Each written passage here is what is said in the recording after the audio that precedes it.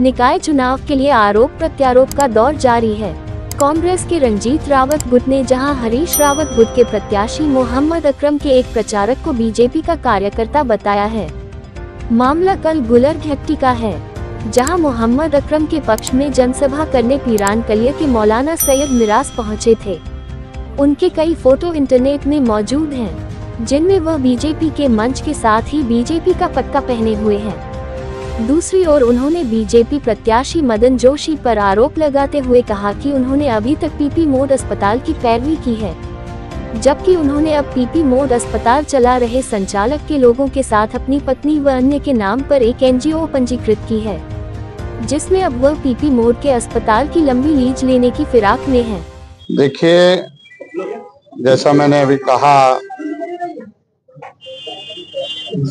BJP के प्रत्याशी की एक पर्ची अभी वायरल हुई थी, जिसमें मुख्यमंत्री के मुलाकात की पर्ची में उनका नाम था और हॉस्पिटल के संचालक डॉक्टर प्रतीक सिंह का नाम था, जिसमें वो मुख्यमंत्री से मुलाकात करके आए।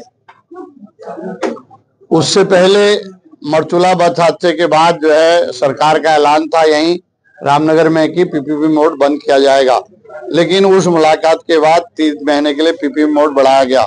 अब जो नई जानकारी आई है उसके अनुसार एक प्रत्याशी ने अपनी पत्नी और अपने कुछ दोस्तों और जो वर्तमान संचालक हैं पीपीपी मोड के, उनके नाम से एक एनजीओ रजिस्टर्ड कराया है और उस एनजीओ के नाम पर लॉन्ग लीज के लिए अस्पताल को देने की तैयारी चल रही है। रोड एक्सीडेंट उसमें 2 और दूसरा मैंने कहा कि 3 ताकतें इस चुनाव में मुख्य रूप से हैं रामनगर में जो चुनाव लड़ रही हैं। पहली ताकत उनकी है जो बुलडोजर अहमदनगर और आपके कटेंगे बटेंगे का नारा दे रहे हैं। दूसरी ताकत भुवन पांडे की और हम लोगों की है जो उस बुलडोजर की ताकत को लोकतांत्रिक तरीके से रोकना चाहती है, उसका मुकाबला करते आई है और करते रहेगी। और तीसरी ताकत वो है जो छद्म कांग्रेसी बन करके बीजेपी को मदद पहुंचाने की कोशिश कर रहे हैं।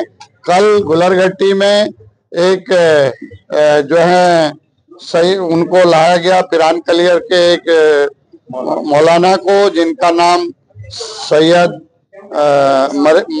मिरासा है, और उनसे वहां पर जो है तकरीर कराई गई, कौम को इकट्ठा होने की बात कही गई। तथ्य यह है कि वो सैयद मरेसा भाजपा के एजेंट के तौर पर काम करते हैं और कई कार्यक्रमों में भाजपा का पट्टा लगाए हुए उनकी फोटो इंटरनेट पे हैं। हमने भी निकाली हैं खोजने के बाद और आप लोगों तक हम उसको पहुंचा रहे हैं। तो हम आपके माध्यम से अखिलियत के लोगों पे ये संदेश पहुंचाना चाहते हैं कि जो लोग उनकी कौम का वास्ता देके उनका वोट लेना चाहते हैं, वास्तव में वो बीजेपी के एजेंट के तौर पर काम कर रहे हैं, बीजेपी की बी टीम के तौर पर काम कर रहे हैं, ताकि बीजेपी से लड़ने वालों को लंगड़ी लगाया जा सके और बीजेपी का राज जो है प्रशस्त किया जा सके।